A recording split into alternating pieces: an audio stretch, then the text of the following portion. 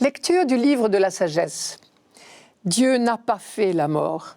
Il ne se réjouit pas de voir mourir les êtres vivants.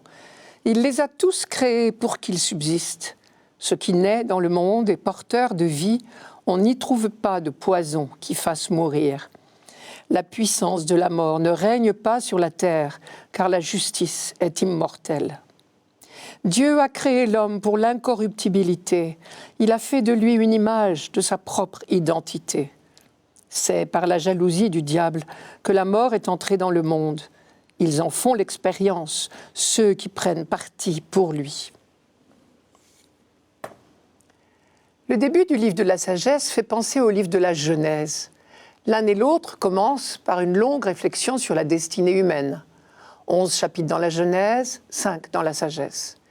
Écrits à des époques différentes, dans des styles également très différents, ils abordent néanmoins tous les deux les mêmes problèmes, ceux de la vie et de la mort, ceux de la relation des hommes avec Dieu. Et c'est exactement notre thème d'aujourd'hui. D'un côté comme de l'autre, les auteurs sont des juifs, bien sûr, nourris de toute l'expérience religieuse et de la méditation du peuple de l'Alliance. Mais l'un comme l'autre sont au contact du monde païen et soucieux de préserver l'intégrité de la foi juive. Une foi dont la première caractéristique est peut-être bien l'optimisme.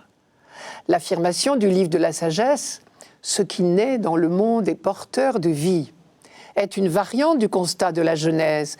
Dieu vit tout ce qu'il avait fait, voilà, c'était très bon. Et ce que nous avons entendu ici, Dieu a fait de l'homme une image de sa propre identité, est une copie de la phrase célèbre de la Genèse, Dieu créa l'homme à son image, à l'image de Dieu, il le créa. Phrase célèbre, sûrement, mais en tirons-nous toutes les conséquences? Si réellement Dieu nous a fait à son image, alors nous sommes des vivants, faits pour vivre éternellement. D'ailleurs, il suffisait de lire la phrase en entier. Dieu a créé l'homme pour l'incorruptibilité, il a fait de lui une image de sa propre identité. Mais alors, Dieu aurait-il échoué? Certainement pas. Seulement, il a pris le risque de nous créer libres, libres de nous ranger dans le parti de la mort, comme dit le texte. Pas la mort biologique 100 ans, simple transformation de la chrysalide en papillon, mais la mort dont parle la Bible, la mort spirituelle, séparation d'avec Dieu. Ils en font l'expérience, ceux qui prennent parti pour lui. Les 5 premiers chapitres de la sagesse opposent précisément les justes et les impies. Les justes, ce sont ceux qui vivent dès ici-bas et pour toujours de la vie de Dieu. Et les impies, ceux qui se sont rangés du côté de la mort, c'est-à-dire ceux qui dès ici-bas, malgré les apparences, ne sont déjà plus des vrais vivants, car ils sont loin de Dieu. Lorsque le deuxième récit de création, dans le livre de la Genèse, raconte que Dieu insuffla dans les narines de l'homme le souffle de vie, et qu'à ce moment-là, l'homme devint un être vivant, il suggère bien que nous sommes faits pour vivre suspendus au souffle de Dieu.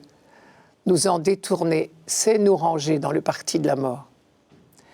L'auteur du livre de la sagesse veut évidemment encourager ses lecteurs à se ranger dans le parti de Dieu, pour reprendre son expression.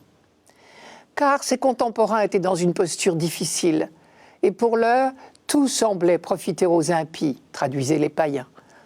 Sans qu'on puisse préciser la date exacte, on sait au moins que le livre de la sagesse a été écrit à Alexandrie, en Égypte, vers 50 ou même 30 avant Jésus-Christ. Pour des Juifs, bien sûr, affrontés à la culture grecque, c'est-à-dire païenne. Si l'auteur intitule ses écrits « Livre de la sagesse de Salomon », alors que Salomon est mort depuis 900 ans déjà, c'est qu'il s'inscrit bien dans la lignée du judaïsme. Il s'agit pour lui de donner des arguments à ses frères dans la foi juive face au raisonnement des païens. Le problème ici posé est celui de l'attitude à adopter devant la mort. Les Juifs, depuis toujours, savent aussi bien que les Grecs que la mort est inéluctable. Mais dans la foi, ils en tirent de toute autre conséquence. Car il y a 2 attitudes possibles. Ou bien, et c'est l'attitude des païens, goûtons leur présente, faisons tout ce qui nous plaît. De toute manière, tout sera d'ici peu effacé. Les Juifs ont une autre foi, une autre attitude. Pour eux, notre vie présente est déjà semence d'éternité. Dieu a créé l'homme pour l'incorruptibilité. Il a fait de lui une image de sa propre identité. Peut-être la vie sur terre ne récompense-t-elle pas toujours ceux qui ont bien agi. Mais Dieu, qui est infiniment juste, finira bien par faire justice. Ce texte, très tardif, le dernier de tout l'Ancien Testament, couronne la méditation juive de plusieurs siècles sur le problème de la rétribution. Face à l'injustice apparente de l'existence, le croyant affirme que la justice est immortelle. Traduisez, mes frères, tenez bon, Dieu saura vous récompenser. Enfin reste la dernière phrase. La mort est entrée dans le monde par la jalousie du diable, et ceux qui se rangent dans son parti en font l'expérience.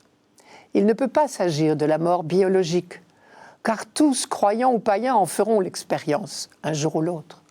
Il s'agit de la mort spirituelle, la privation de Dieu. Pour l'auteur du livre de la sagesse, la résurrection n'était promise qu'aux justes. Il pensait encore que les païens, ceux qui se sont rangés dans le parti de la mort, c'est-à-dire contre Dieu, ne connaîtront pas la résurrection.